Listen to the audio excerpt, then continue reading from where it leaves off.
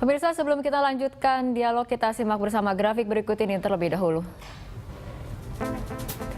Ini adalah pasal sangkaan yang dikenakan terhadap Florence Sihombing. Yang pertama adalah Undang-Undang ITE nomor 11 tahun 2008 mengenai penyebar luasan informasi yang bermuatan penghinaan dengan ancaman hukuman 6 tahun penjara.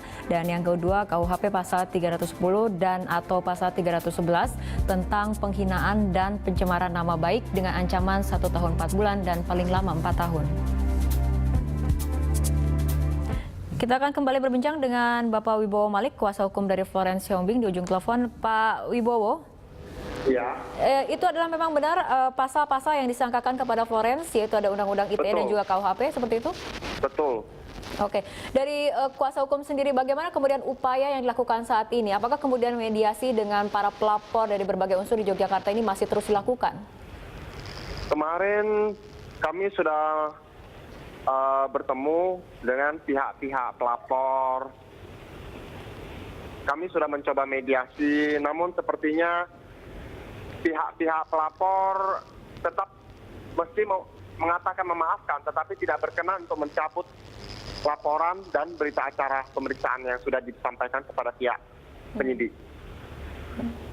Kemudian apakah tidak ada upaya lanjutan ketika kemudian mungkin permintaan maaf dilakukan oleh Florence Sihombing atau bagaimana?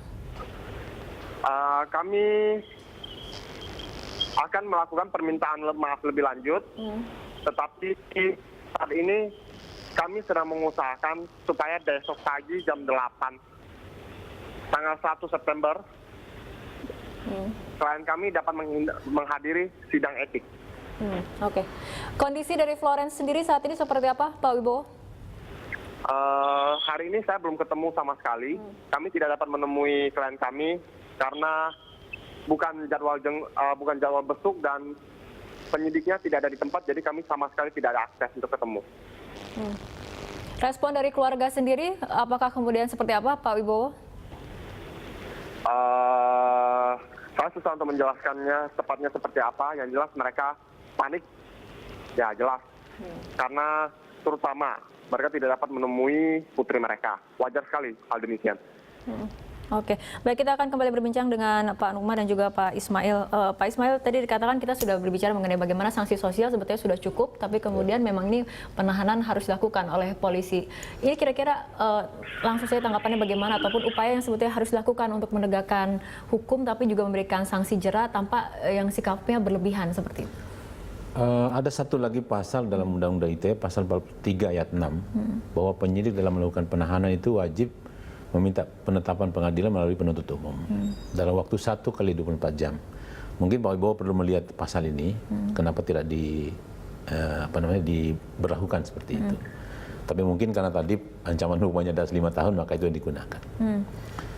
Saya kira begitu. Oke, tapi ini tadi dikatakan, tadi sudah disinggung oleh Pak Numan, bagaimana kemudian sebetulnya bukan hanya Florence saja yang kemudian memang harus dihukum, tadi sanksi sosial sudah cukup, tapi bagaimana orang yang meng-capture status dari petnya itu kemudian harus ditindak juga seperti itu?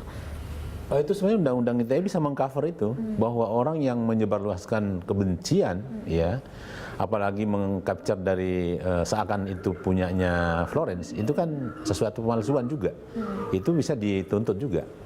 Tapi selama ini dari perkembangan kasus-kasus yang sudah terjadi, apakah kemudian ini tapi kerap kali hanya kemudian membuat status yang dikenai hukuman seperti itu, tapi kemudian penyebar luasannya agak sulit kemudian di-track. Memang seperti itu?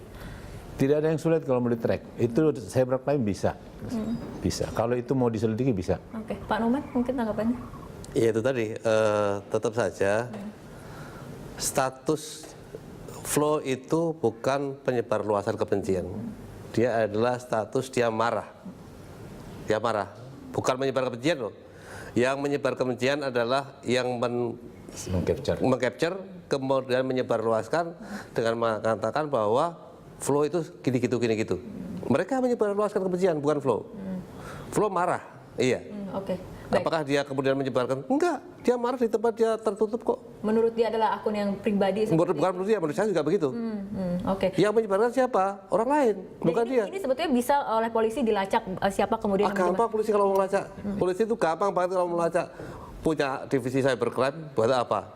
Ya kan? Ketika Florence harus ditahan, seharusnya langsung Ini kan sama seperti loh kasusnya ini. Ada orang yang foto bukilnya kesebar lewat sosial media, kenapa dia yang ditangkap? Harusnya nyebarin. Foto-foto pribadi kok, ya kan? Dia bukan dia harusnya korban. Flo itu harusnya sekarang korban, bukan tertuduh, bukan tersangka. Sekarang kebolak-balik ini, ya. Tapi ini ya, sebentar dulu. Bedakan antara Flo yang ngawur di media sosial dengan soal hukum. Ini ada dua hal. Bahwa Flo ngawur, ya. Bahwa Flo ceroboh, iya. Bahwa dia tidak dewasa, iya di media sosial. Semua orang sepakat mengenai hal itu ya? Sepakat, bahwa dia harus dimarahin ya. Tetapi membawa ke ranah hukum, membawa ke pidana, apalagi dengan undang-undang ITE yang ancaman di atas 5 tahun, itu keterlaluan. Dan sekarang polisi penahan dengan alasan itu. Polisi bisa aja nggak penahan kalau mau. Bisa aja. Kita seharusnya mungkin memberikan pertanyaan kepada polisi apa kemudian menjadi dasarnya seperti itu ya, karena kalau kita lihat di artikel-artikel adalah karena Flo dianggap tidak kooperatif. Tapi publik juga harus tahu, ini publik itu sekarang campur aduk antara Flo yang dianggap kurang ajar dengan dia harus kasih pelajaran setimpal masuk penjara. Itu beda, beda hal. Karena satu undang-undang yang seharusnya lebih banyak dipakai untuk urusan transaksi elektronik, sekarang dimanfaatkan untuk hal-hal yang sebenarnya nggak baru-baru banget. Gitu. Bisa pakai KUHP, bisa kalau memang mau diperkarakan. Gitu. Bukan terus undang-undang ITE yang dibawa. Kebangetan itu. Ya kan? Bapak-bapak, kita akan lanjutkan perbincangan, tapi kita lihat bersama grafik berikut ini terlebih dahulu. Ya, Florence telah menempuh berbagai upaya, salah satunya adalah meminta maaf kepada warga Yogyakarta, meminta maaf kepada UGM, tempatnya ia menimba ilmu. Florence juga meminta tidak dikeluarkan dari UGM, meminta maaf kepada Sri Sultan Hamengkubuwono ke-10, dan juga menutup akun Facebook dan juga Twitternya. Ya, kita lihat bagaimana kemudian Florence setelah membuat status itu dan membuat pro kontra, melakukan upaya-upaya, tadi dikatakan meminta maaf ke berbagai pihak yang kemudian pernah dia sebut, seperti itu salah satunya kepada UGM juga. Ini menurut Anda ini upaya yang sudah cukup? Kita ke Pak Ismail terlebih dahulu. Lebih dari cukup kalau menurut saya itu. Itu sudah cukup sanksi yang dia terima, kemudian dia sudah minta maaf kemana-mana, sudah cukup, lebih dari cukup. Sekarang justru dengan adanya penahanan sekarang, persoalannya bergeser kepada hal-hal yang lain. Ya. Yang kita khawatirkan itu justru lebih berat yang kita hadapi. Misalnya sudah bergeser kepada masalah SARA, ya, antar suku Batak dengan suku Jogja, suku Jawa. Itu sangat berbahaya sekali kalau itu sampai ke sana arahnya. Itu sesuatu yang tidak bisa kita bayangkan. Dari tadi persoalan yang sangat sederhana yang sudah bisa diselesaikan dengan permintaan maaf dan semuanya sudah memakan. Kenapa lo bisa berkembang seperti itu? Nah, ini kembali kepada para pengguna media sosial. Itu yang perlu kita sampaikan, bahwa hendaklah itu mereka tidak mempersoalkan hal-hal lagi yang masalah suku, agama, ras dan sebagainya, karena masalahnya hanya skop kecil. Baik, kita akan lanjutkan perbincangan, tapi kita ikuti jeda berikut terlebih dahulu.